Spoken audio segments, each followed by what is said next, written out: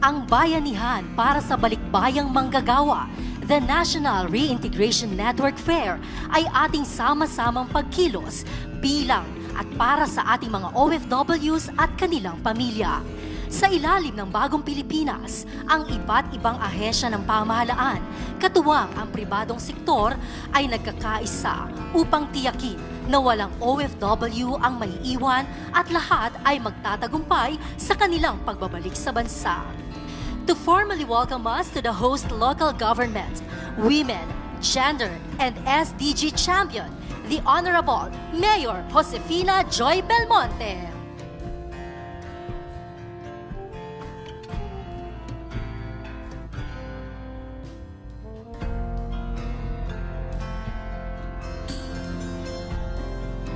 Secretary Hans Leo Katdak, Department of Migrant Workers, sir.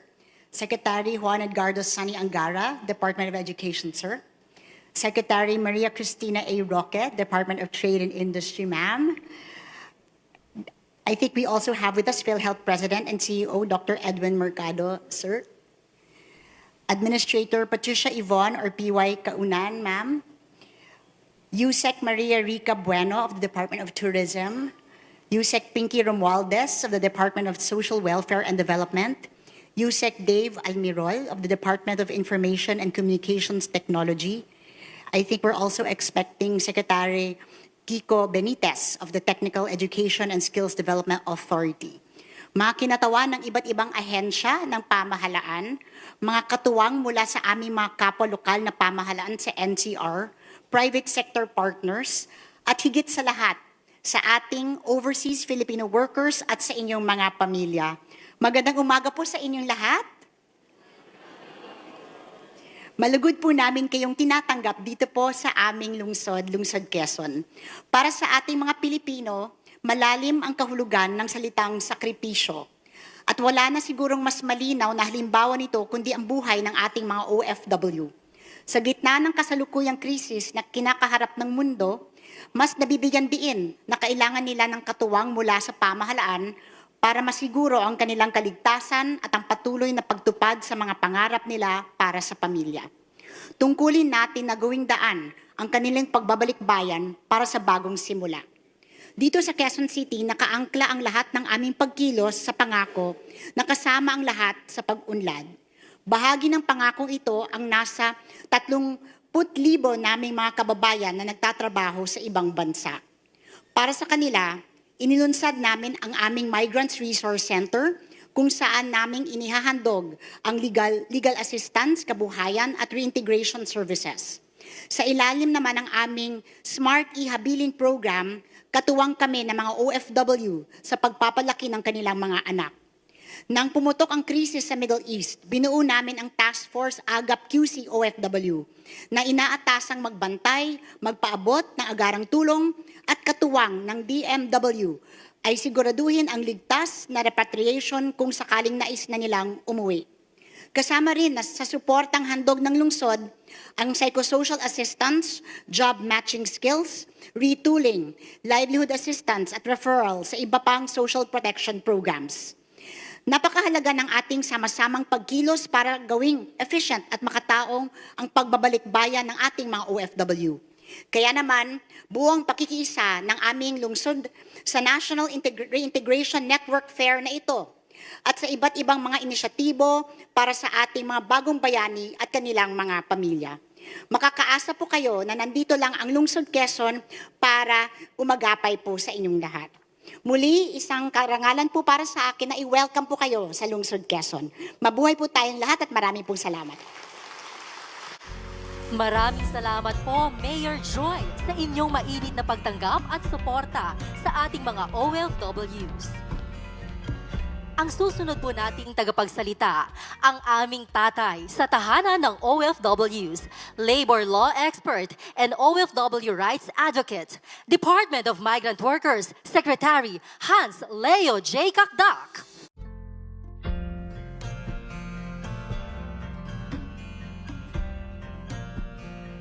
Maraming salamat po sa inyo. Magandang umaga po sa ating lahat. Unang-una sa ating minamahal na mayora ng lungsod ng Quezon, Mayor Joy.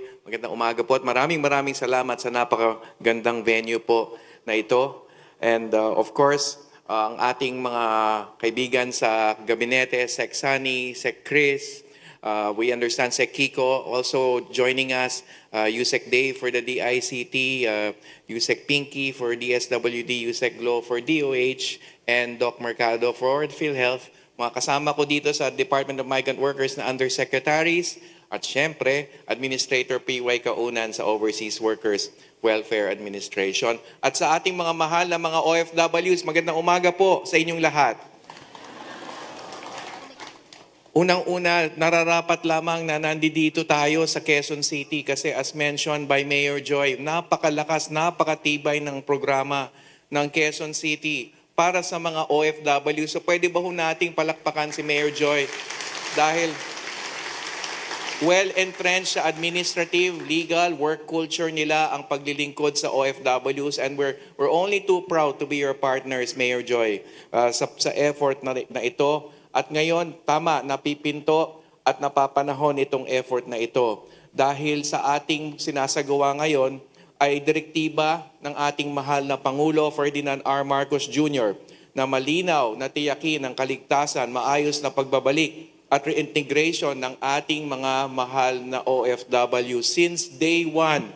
Since day one, pinulong na po kami ng ating mahal na Pangulo at kami ni Secretary Tess Lazaro, kailangan din natin banggitin, ang DFA, Department of Foreign Affairs, ay malinaw na ang aming marching orders mula sa Pangulo. Welfare, well-being, kaligtasan ng mga OFWs dun sa kanilang bansa na pinaglilingkuran at sa kanilang pag-uwi sa ating mahal na bayan. At eto na po yun. Eto na yung sinasagawa natin.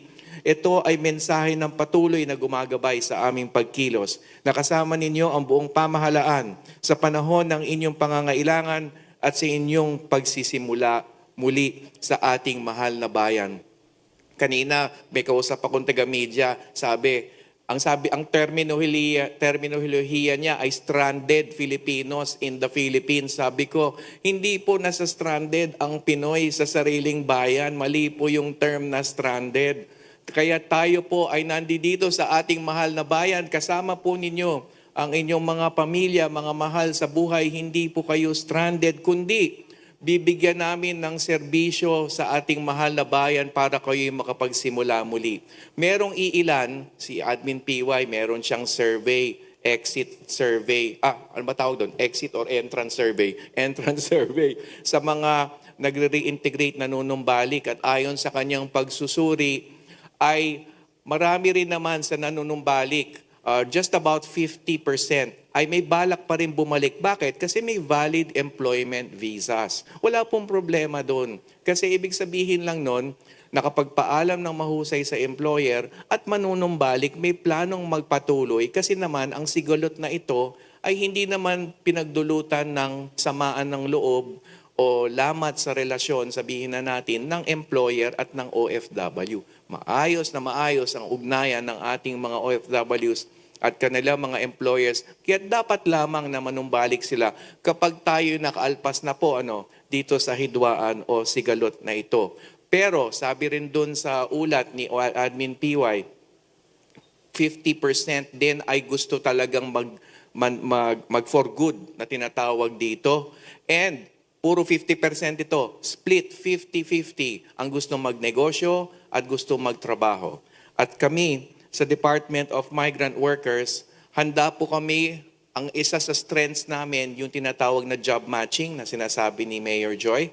Tayo po ay merong at least 200,000 job orders na nakaabang for work abroad para dun sa mga nagmamatch ng skill sets ng mga nanunumbalik. So sinuri ho namin kasi nandun nga yung maagap na survey ni Admin PY at nakita namin yung mga skill sets, minatch namin sa mga job orders at ang bilang more or less ay 200,000 ng job orders. Kaya itong mga job fairs, mga virtual or face-to-face job fairs na isasagawa natin ay napipinto lamang po. And of course, sa livelihood, andito na ang aming mga kapatid kasama sa gabinete. Sec Chris, Roque, is here. And then, of course, sa pagsasanay, sina Sec Kiko, Chair Shirley, and then ng CHED. And then, of course, sa trabaho ng mga nanunumbalik na teachers, katuwang natin si Sec Sani Angara. Alam nyo ba, meron pala akong nakasama from Dubai, Sec Sani, teacher siya. Interesado siya sa SPIMS program. Sa Pilipinas, ikaw ang mama at sir. Kapag ikaw ay licensed teacher, pauwi galing sa abroad, bibigyan po kayo ng opportunity ni Sec Sani Angara sa Philippine Public School System at higit kumulang 3,000 na po na licensed school teachers sa abroad ang nakapagtrabaho sa Philippine Public School System. Palakpakan po natin. Ang tawag ko po sa mga teachers, doble, tripling bayani. Kasi teacher sila at OFW pa sila. And then of course, sa ating mga gustong magnegosyo, ang nabagit ko nga po, nandito rin ang ating mga livelihood opportunities. In terms of DSWD at DOH, nandito din po ang serbisyo ng mga social workers. Ito, psychosocial first aid, medical well-being ng mga nanunumbalik. Napakahalaga rin po yan kay Pangulong Marcos, kaya't nandito rin ang DOH at DSW, sanib puwersa. Nung sinalubong po ni Pangulo yung mga galing Bahrain at Kuwait nung isang araw, ang number one common thread ng sinasabi nila kay Pangulo, hindi sila makatulog at meron silang mga pagdinig ng pagputok, yumayanig ang gusali kung saan man sila nakatira at yung mga anak nila ay apektado. Kaya't nandyan din po ang welfare, medical well-being. So nagpapasalamat tayo sa DSWD, DOH at saka kay Doc Mercado ng PhilHealth kasi nandyan din po ang YAKA program ng PhilHealth. Mula nang sumiklab ang kaguluhan sa sigit ng silangan, agad nating pinakilos sa utos, direktiba ng ating Pangulo para sa kapanganan ng ating mga mahal na OFWs at kanilang pamilya na tiyakin ang inyong welfare, well-being, kaligtasan. We operate under one standard and that's the standard set by our dear President. Walang Pilipinong maiiwan, walang Pilipinong pababayaan. Maraming salamat po sa inyong lahat. Maraming salamat po, Secretary Hans Leo J. Cagdac.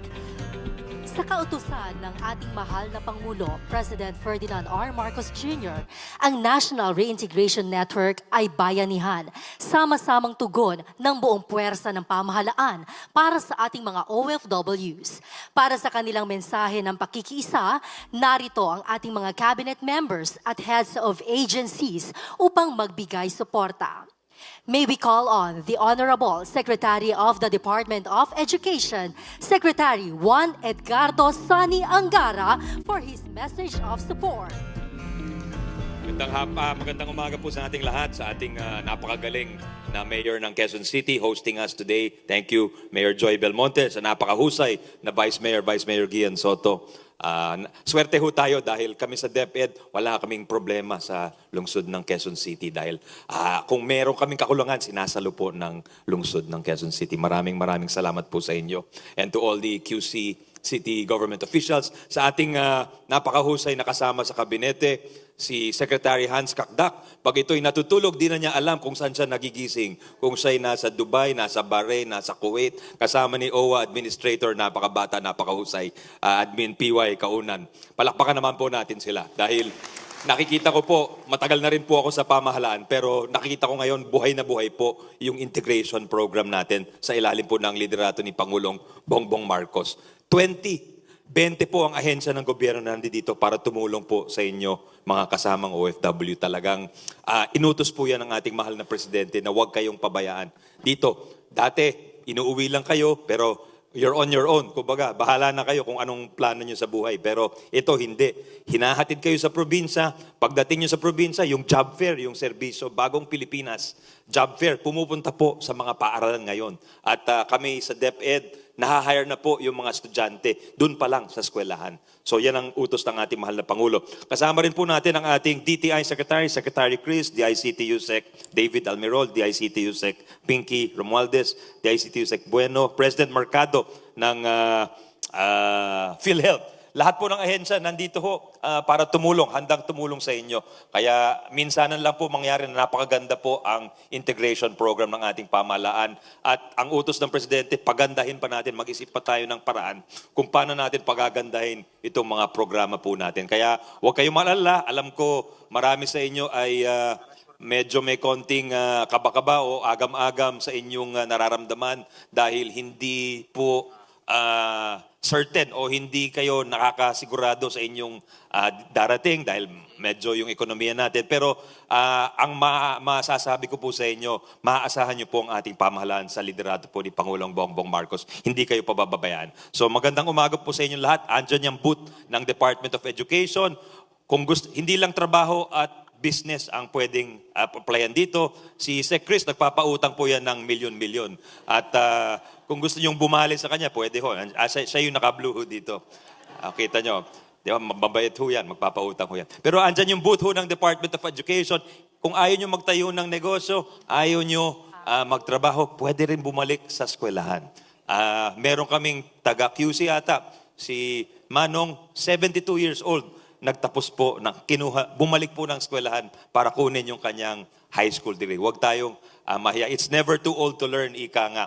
Yan ang uso sa buong bansa. Sa Singapore, yung lifelong learning. At meron din ho tayong alternative learning systems program. Kaya kung yung schedule nyo hindi kayang pumasok, meron lang kayong ilang araw o ilang oras sa linggo na pwedeng pumasok. Pwedeng may ALS program na pwede naming i-tailor fit dun sa inyong schedule, dun sa inyong pangangailangan. So, lahat po, yung mga anak ninyo, ready rin ho kaming tulungan sila at ipasok po sa ating mga eskwelahan. Maraming salamat. Magandang umaga po sa ating lahat.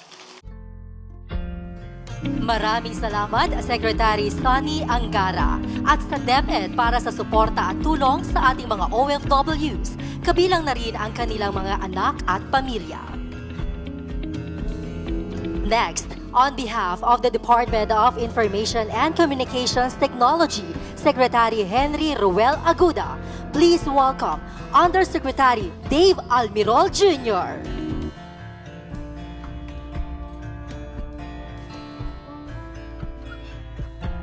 Magandang umaga po sa ating lahat. In behalf of our beloved Secretary, Henry Aguda, ako po ay OFW po ng 3 taon sa Middle East, in Iraq during the war. At alam ko ninyo at sitting with you here really brings me back memories, no? By the way po, napaka-memorable po ang Quezon City. Dito po ako busy as a startup before, no? Buhay ko po ay as a programmer, as an IT.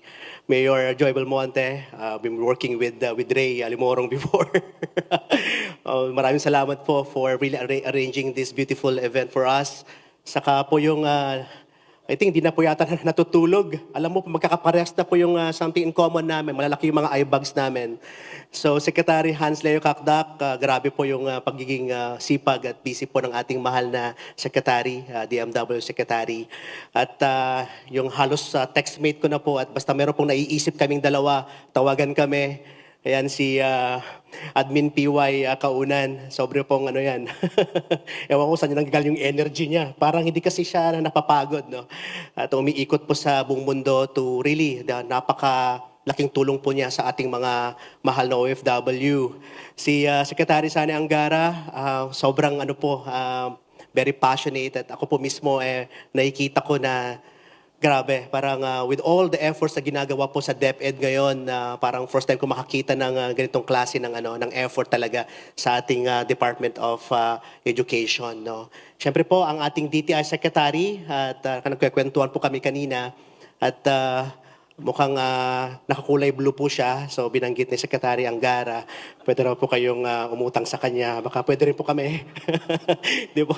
So, hindi ko pa masasabi po lahat ng pangalan. PhilHealth, Edwin Mercado po sa PhilHealth.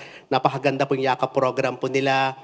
Si Yusek Pinky, nandito rin po. At lahat po ng mga Yusek, ASEC na nandito ngayon. At lahat po ng mahal namin pong mga OFW. Ako po ay I don't know kung sa mga nandito pong OFW, ako po ay may 10 trabaho dati, no? Illegally recruited po ako, napunta ako sa Jordan. Akala ko programming po yung aking trabaho doon. Pagdating ko po doon, nag-janitor po ako ng ilang buwan. Nung nagkaroon ng gulo sa Iraq during the Operations Iraqi Freedom, 2003 to 2006, ako po ay na-recruit. Pumunta po ako ng Iraq at 3 taon po akong hindi nakauwi dahil during the war. 10 po ang trabaho ko doon kasi napaka-importante po yung oras po ng isang OFW. We don't waste time, di ho ba? Kasi every oras po, ginugugol natin, makasweldo lang tayo ng maliit kahit konti. Kaya ako po ay, 2 taon din po akong janitor po doon sa Iraq. Pero 4 na oras akong janitor, nag-cashier po ako, nag-merchandiser po ako, naging warehouse worker. Magaling po akong forklift driver. Nag-forklift driver po ako. Naging cleaner po ako. Naging technician po ako. Pero ang main job ko po doon, programming. Dahil 3 hours programming po yung trabaho ko. I work 16 hours a day. Alam ko po ang buhay ng isang OFW. Alam ko po yung sakripisyo ninyo. Yung mahiwalay sa pamilya ng ilang taon. Ako po, imagine nyo, 3 taon di ako umuwi. At during the war, at walang gustong magrelyebo sa akin, napilitan po ako mag-stay doon ng ilang taon. At nung tinamaan pa ng bomba yung aming radar, hindi na ako makatawag sa aking pamilya. Akala nila ako ay namatay na ako kasi nga I don't call anymore. So I know your sacrifices. I know your grit. I know your hard work. It brings back that memory where hindi lang po kayo triple, quadruple, or times fold, bayani po kayo talaga. At alam ho ninyo, ang isang pagiging OFW, ito po ay, ito yung pinaka-greatest achievement ko po in life. Dito ko po naitawid ang aking pamilya, dito ko po nakapagsimula ng maliit na negosyo, at nung pag-uwi ko po, ay dito ko po pinakain at nabigyan po ng kahit papaano po ay maayos-ayos na buhay ang aking pamilya. So ito pong nangyayari po ngayon na crisis po, ito po ay wala pong may kagustuhan po nito. At ganda po dahil alam natin na may crisis, pero ang ating mahal na Pangulo at lagi niya po nga sinasabi po sa lahat po ng kanyang mga kabinete, sa aming pong mga undersecretary, na kailangan nating padalihin po yung lahat ng tulong, lahat ng pwedeng gawin, kailangan ibigay natin sa ating mga mahal na OFW. Ang eGov po ay nasa 40 million users na po tayo ngayon. Medyo po grabe po yung gamit at napakadami pong OFWs na po. Maraming salamat sa pag-ikot po ni Admin PY Kaunan and Secretary Hans Kakdak. Halos OFWs po yung napakaraming gumagamit po ng ating eGov Super App. We did not expect to have 40 million users for the span of 2.5 years. And we're receiving around 120 to 200,000 downloads every day. That's everyday downloads. So ang bilin po ng ating mahal na Pangulo, ang ating mahal na Secretary sa DICT, Henry Aguda, is to make sure po na hindi na po kailangan pong pumila pa. Pumila pa kung napakaraming government agencies. So sa gamit lang po ng eGov Super App, nandiyan na po lahat ang kailangan nyo po sa government. Nandiyan na po yung PhilHealth ninyo, yung YAKA program po ng PhilHealth, nandiyan na po. Makikita nyo yung pinakamalapit na hospital or saan kayo pwede pong mag-free medication. Nandiyan na po ang Pag-ibig, nandiyan na po ang GSIS, nandiyan na rin po yung application ng trabaho. With the partnership po with TESDA, DMW, and also DOLE, pwede na po kayong mag-build ng resume ninyo sa eGov. At meron na pong AI yan na automatic na po siyang magte-text sa inyo kung ano po yung qualified kayo na trabaho according po sa mga naghahanap naman po ng aplikante. So kung may time po kayo, pumunta kayo sa eGov, i-click nyo po yung e-resume, pwede na po kayo mag-build ng resume niya po dyan at launching po together with DOLE po sa May 1 yung ating job creation system. So marami pa po kami ginagawa po sa eGov, no? In fact, pwede ka na mag-renew na ng NBI clearance mo. Kahit bahay ka na lang, in 5 minutes, you're able to get your NBI clearance. Huwag ka nang pumila. Pwede ka mag-apply ng driver's license mo. Nandyan na po yung application ng mga business. Ang Quezon City po, sila po yung isa sa mga unang-unang city na naka-integrate sa eGov. Kaya pwede ka na pong mag-apply ng business permit po doon at iba-ibang klase po ng mga documents po at certifications po sa Quezon City. So again po, no, marami pa akong ikukwento, but again, tayo po naatasan po ng ating mahal na Pangulo na magsilbi po sa inyo. At tatandaan ho ninyo, no, tayo pong mga Pilipino hindi tayo sumusuko. Alam natin yan. We're able to not only survive, but we're able to thrive. Kayang-kaya natin itong crisis na ito, pagtutulong-tulungan po natin. So in behalf po of the Department of Information and Communications Technology, at kayo po ang aming pinagpipray po. At sana po ay we're able to survive and also be successful sa mga susunod po na gagawin natin. So God bless po everyone. At lagi po sinasabi ng ating mahal na Pangulo po, ang bagong Pilipinas po ay tayo po ay magtutulungan, magkakaisa. Kayang-kaya po natin po ito. Magandang umaga po sa ating lahat. Malaking tulong talaga ang eGov at ang digital services natin para sa mga OFW na malayo sa kanilang pamilya. Muli, maraming salamat, Yusik Dave. On behalf of DOH Secretary Ted Herbosa, please welcome DOH Undersecretary Gloria Balboa.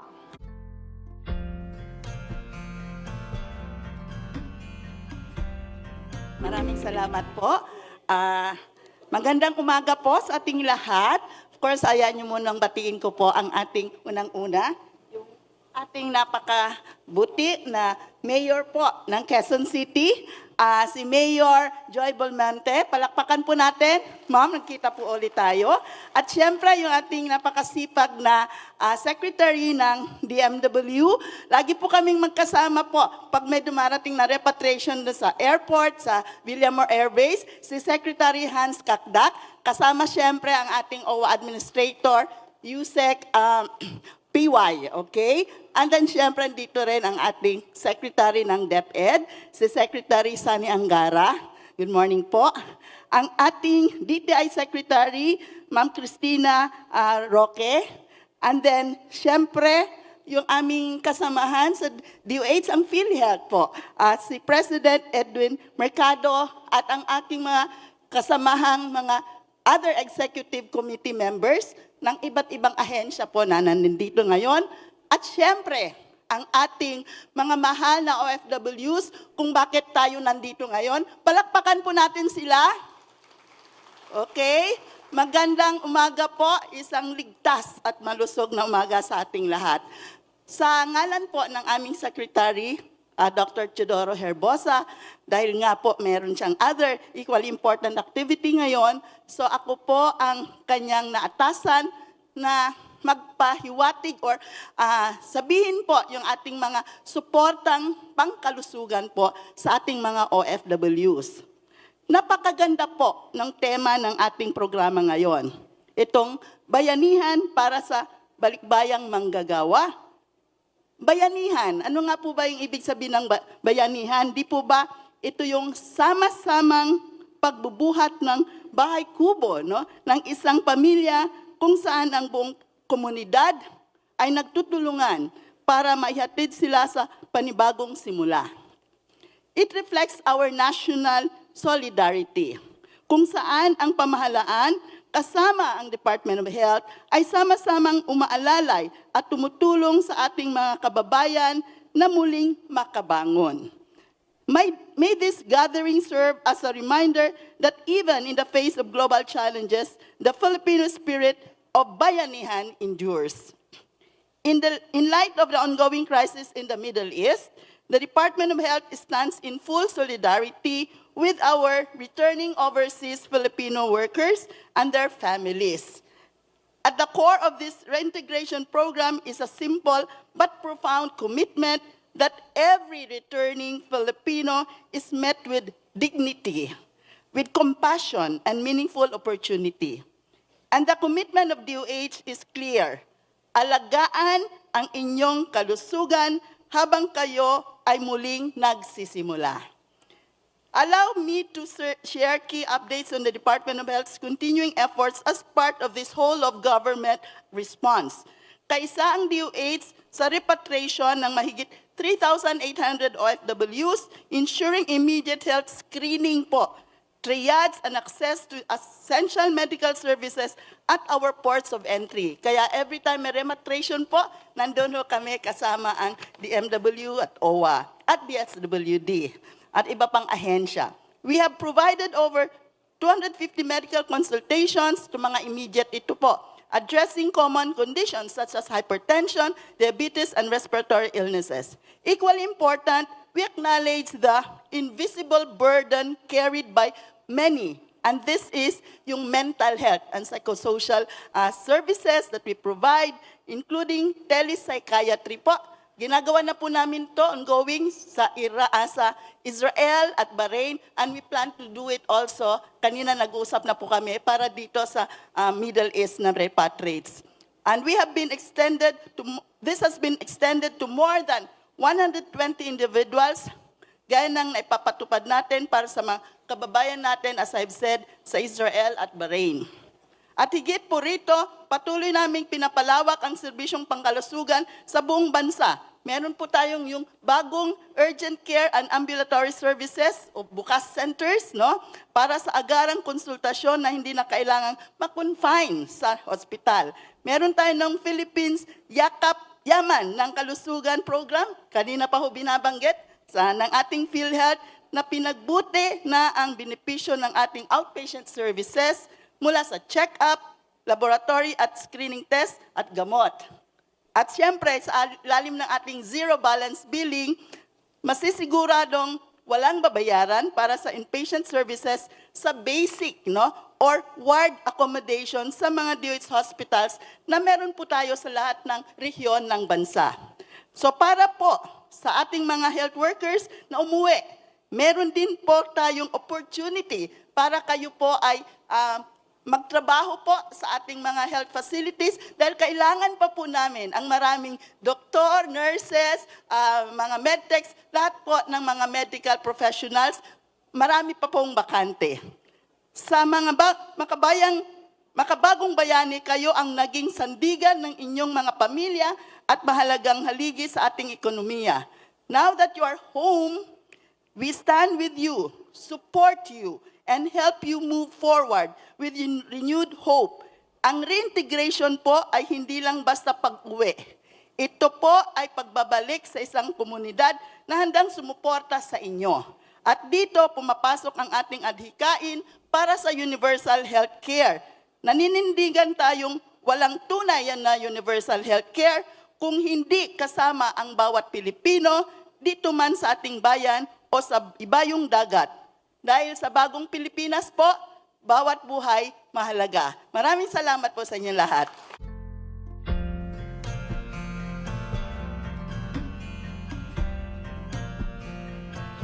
On behalf of DSWD Secretary Rex Gatchalian, please welcome DSWD Undersecretary Monina Josefina Pinky H. Romualdez.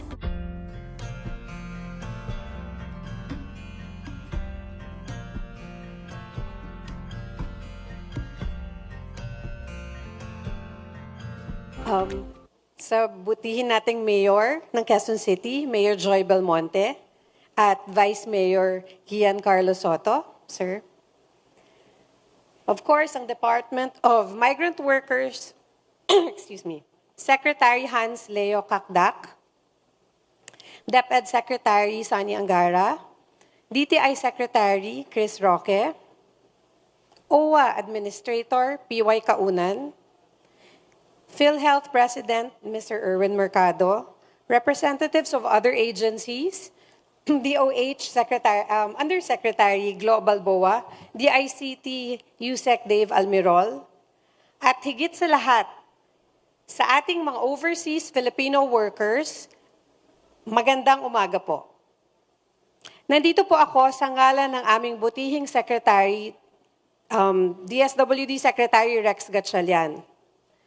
Sa Department of Social Welfare and Development o DSWD, malinaw ang aming tungkulin. Tiyakin na ang bawat repatriated OFW ay may agarang tulong at sapat na suporta sa kanilang muling pagbangon. Ito po ay direktiba sa atin ng ating mahal na Pangulo Bongbong Marcos na pinaigting sa ilalim ng Executive Order Number 110 o ang Unified Package for Livelihoods, Industry, Food, and Transport o ang tinatawag nating UPLIFT bilang tugon sa geopolitical conflict sa Middle East na nakaapekto sa ating mga kababayang OFWs. Meron po ang DSWD po ay merong 7 teams ng social workers na nakaabang po sa airport 24/7. Hindi na po sila natutulog para po matugunan ang pangangailangan ng ating mga OFWs. As of March 29, 2026, umabot na po sa 1,829 repatriated OFWs ang nabigyan ng DSWD ng psychosocial first aid sa OFWs sa Lubong, sa NAIA at Villamor Air Base. Kasabay po nito, may mga OFWs na nabigyan ng pinansyal, medical at pangkabuhayang tulong ng ating mga regional field offices.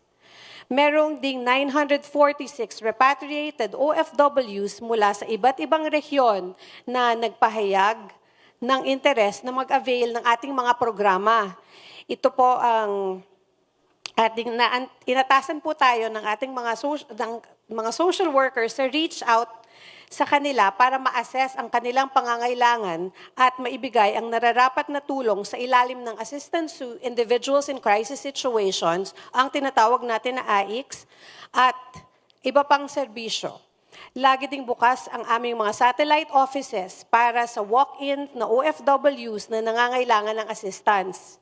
Bilang bahagi ng isang convergent government, patuloy din nating ipinatutupad ang pagbibigay ng psychosocial first aid sa OFW sa Lubong, agarang pag-reach out sa mga OFWs na humihingi ng tulong, mabilis na pagtugon sa walk-in clients at ang pagpapatupad ng mga komprehensibong psychosocial support sa pamamagitan ng ating We Support program. Ito po ay pwede rin pong i-avail online. Bilang pagsunod sa uplift, pinalakas din ng DSWD ang pagbibigay ng social welfare at livelihood support sa mga apektadong sektor kabilang ang repatriated OFWs at kanilang pamilya.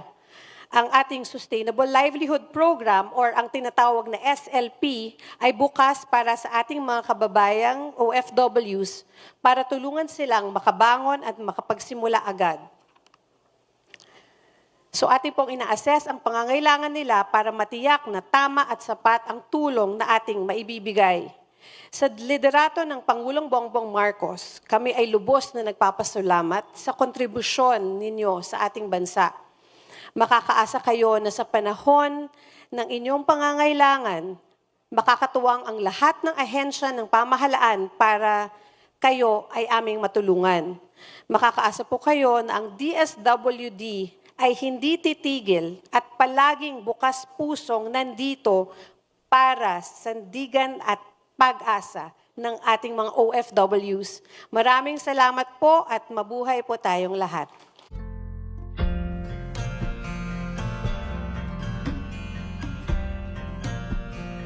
Mula naman po sa Department of Trade and Industry, please welcome the Honorable Secretary Maria Cristina Cris Roque.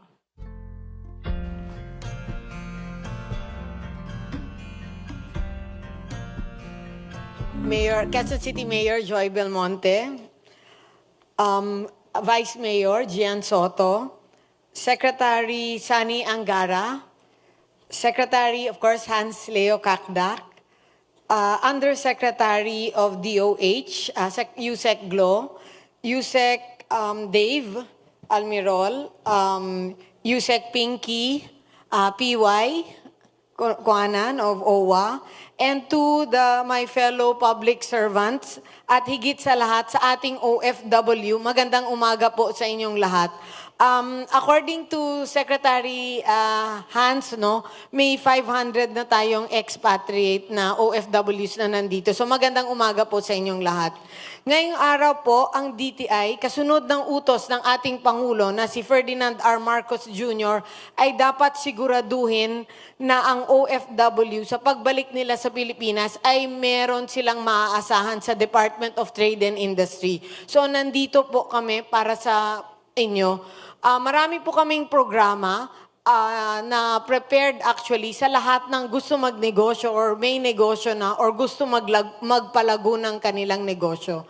But ang best for us is to actually go to the different regional offices or sa opisina po ng DTI. Meron po kaming one in every region. May 18 regional offices po ang DTI.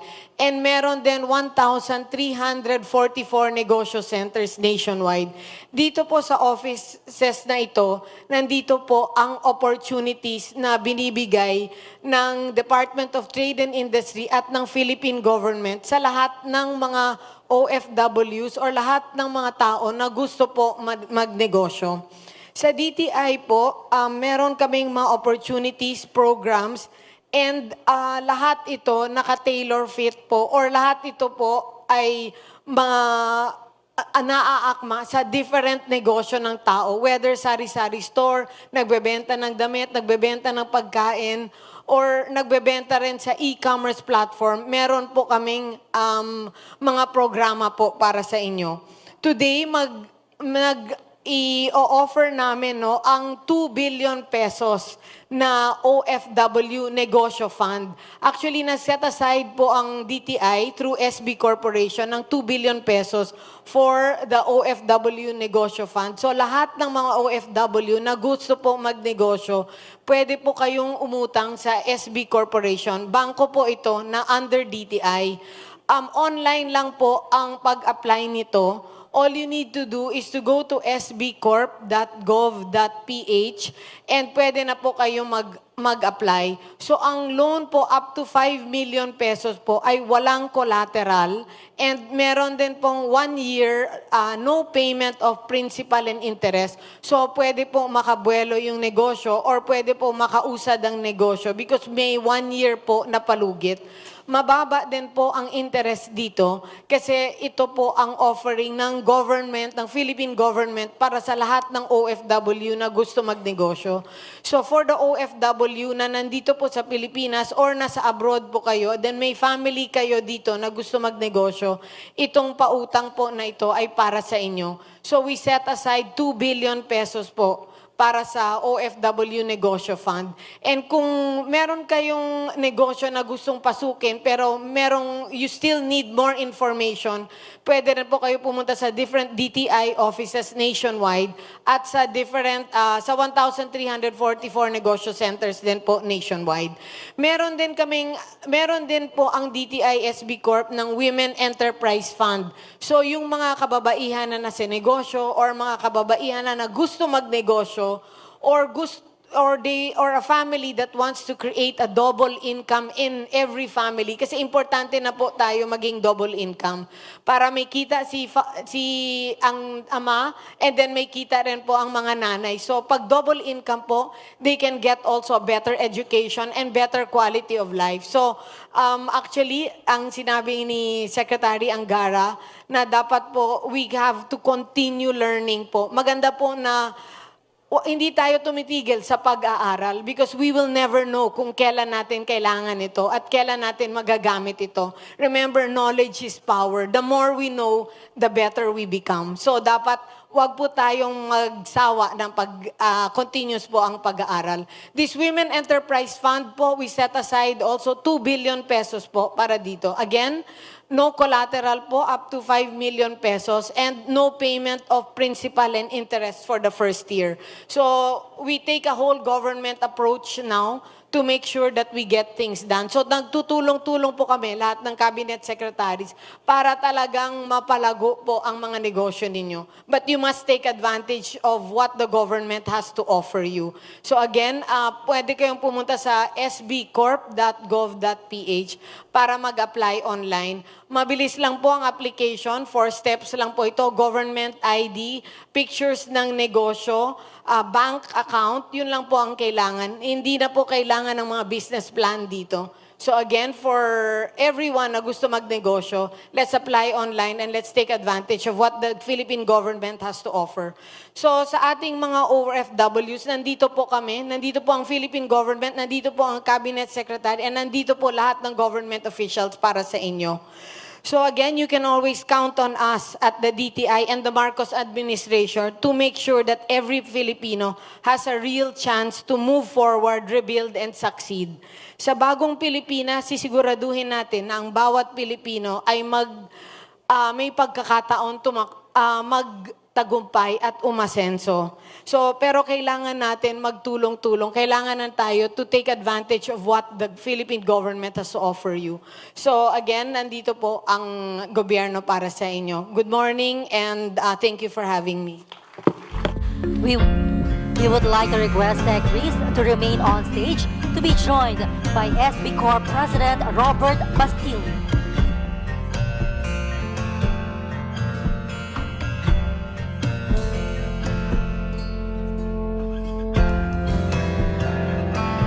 Bilang bahagi ng suporta ng Department of Trade and Industry at ng Small Business Corporation sa pagpapaunlad ng kabuhayan ng ating mga OFWs, atin pong kilalanin ang mga benepisyaryo ng OFW Negosyo Fund Program para sa OFWs. Miss Jonna Lu Bilaro na tumanggap ng 100,000 pesos para sa Events Management Service Velare by Sid Bilaro.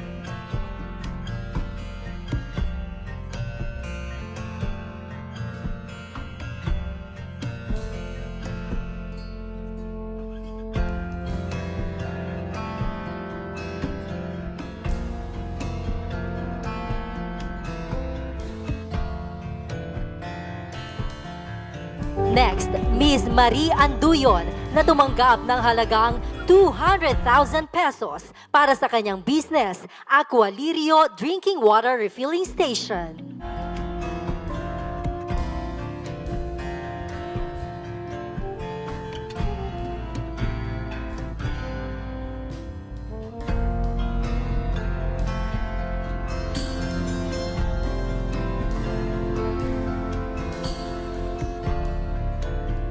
Mr. Dan Zeus Almarines na tumanggap ng 580,000 pesos para sa Zia Farmacia Pharmacy.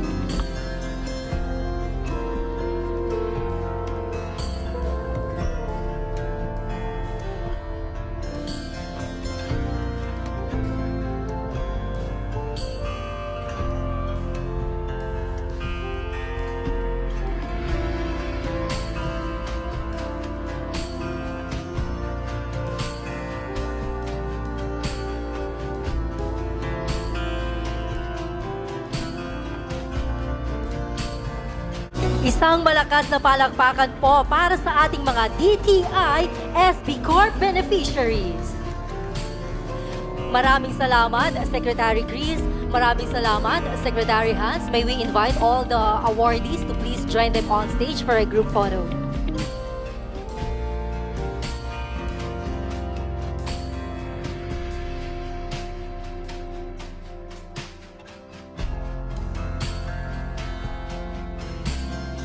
Once again, congratulations to our DTI SB Corp beneficiaries.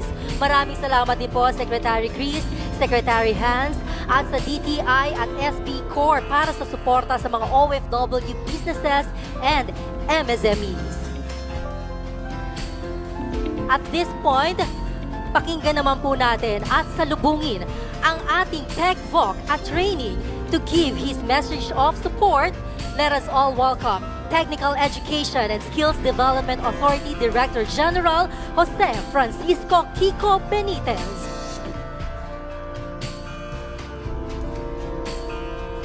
Magandang umaga po sa inyong lahat, lalong-lalong na po sa ating host na si Mayor Belmonte, and of course to Secretary Hans, Secretary San Grara, Secretary Chris, the representative of Sec Henry Aguda. Sa lahat po na nandito sa umaga na ito, madali na naman po ang aming trabaho sa TESDA. Simple lang. Kami po ay tungkol sa training hanggang trabaho. So lahat po na nangangailangan ng trabaho sa inyo, nandito po kami na kasama po sa inyong reintegration kits. Halimbawa, ang mga vouchers po ng TESDA. Meron po kaming digital skills passport na pwede po nating i-download. Kasama po namin ang DICT dyan. Para po masigurado namin na kaya ninyo at alam ninyo kung saan po maghanap ng karapat-dapat na training center at ng vouchering at scholarships, no, para po sa ating mga kababayan na nangangailangan po ng upskilling and reskilling, kung ano man ang hangarin po ninyo sa inyong bagong buhay. Kami po ay nandito para pong tumulong, no, kagaya po ng mandato din naman ng aming mahal na Pangulo na siguraduhin po naming matulungan kayong lahat at wala pong Pilipinong naiiwan na hindi ho kaya umangat ang kanilang buhay. Maraming salamat po at mabuhay po kayong lahat. Maraming salamat, Sec Pico, para sa libreng upskilling at skill certification para sa ating mga OFWs. We would also like to thank and acknowledge the representatives of our other NRR partners. Tourism Undersecretary Maria Rica C. Bueno, DOLE ASEC Joel M. Gonzalez, CDA ASEC Vergel M. Hilario, Dr. Edwin M. Mercado of PhilHealth, SSS President Robert Joseph Montes de Claro, Vice President Josefina Leona Oriel of PhilPharma, President Leila C. Martin of FBAC, Attorney Marshall C. Pimentel Jr. of Pag-ibig, Director Marian M. Santos of BSP, VP Emeline M. Justiniano of LANDA, DDG Sarge Colamo of TESDA. Indeed, the NRN is one huge bayanihan of reintegration services for our OFWs and their families. To formally close the first part of our program, may we call on stage a true champion of our OFWs, palagiang alagang OWA, serbisyong may puso. Let us all welcome OWA Administrator Patricia Yvonne B.Y. Kauna. Magandang umaga po. First, magandang umaga po sa punong bayan ng Lungsod, Quezon, Mayor Joy Belmonte, Secretary Hans Leo J. Cacdac, ang ama ng tahanan ng OFWs, Secretary Juan Edgardo Sani Angara, Secretary Maria Cristina A. Roque, of course, Secretary Director General Kiko Benitez, mga kasamahan ko po sa iba't ibang mga ahensya ng gobyerno. Mahal na mga OFWs, sino gusto umutang para magnegosyo? Narinig niyo po ba yon? Sinong gustong magnegosyo? Sinong naghahanap ng trabaho abroad? Kailangan maingay ha. Sino ang naghahanap ng trabaho dito sa Pilipinas? Ayan. Sinong gustong mag-aral ulit at mag-training?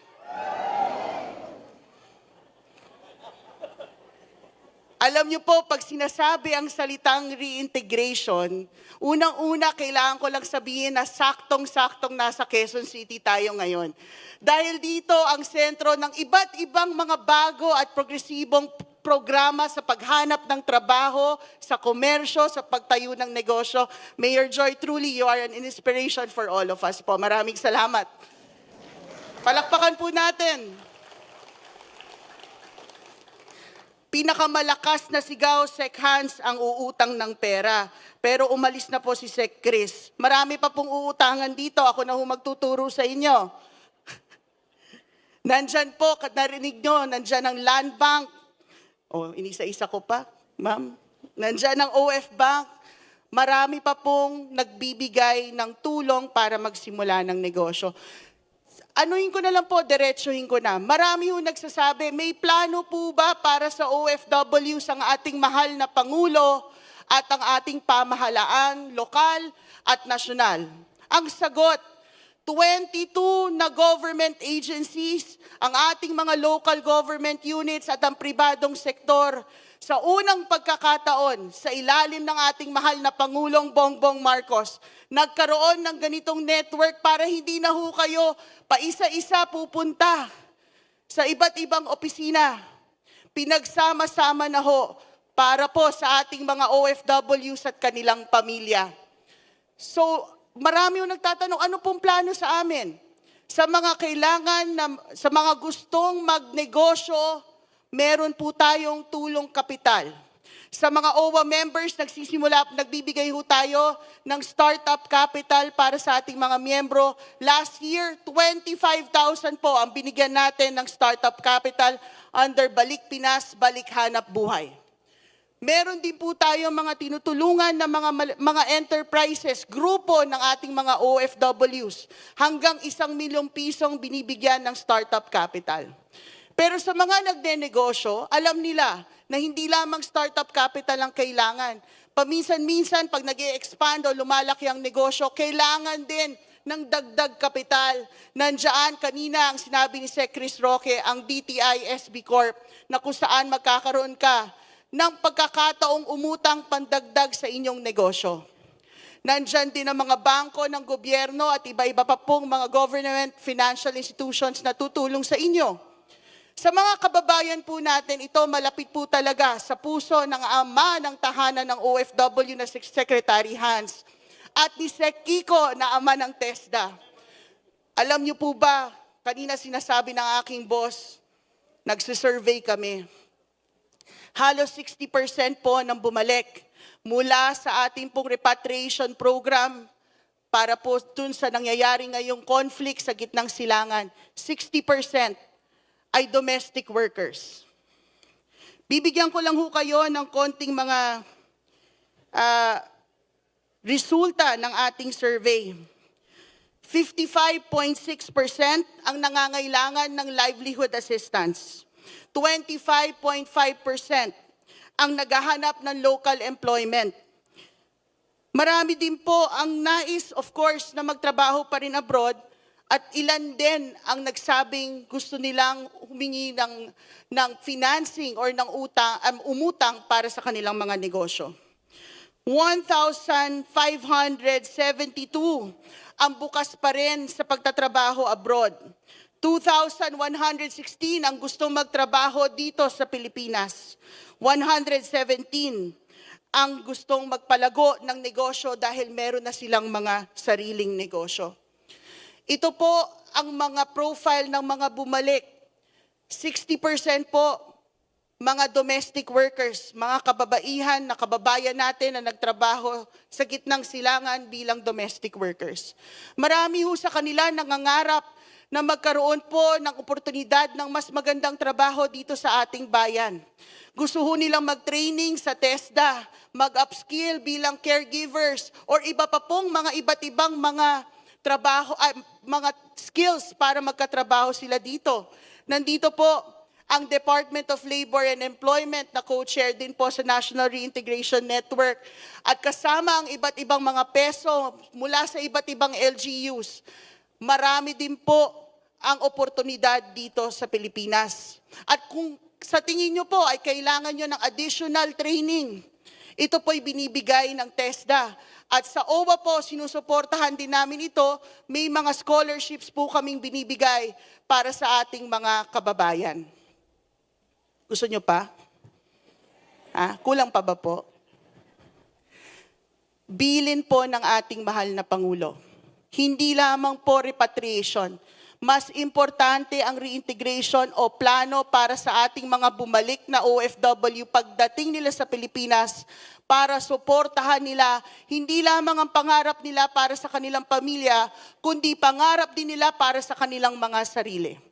Sino pa rin ang nangangarap para sa sarili nila? Konti lang. Sino nangangarap para sa mga anak nila?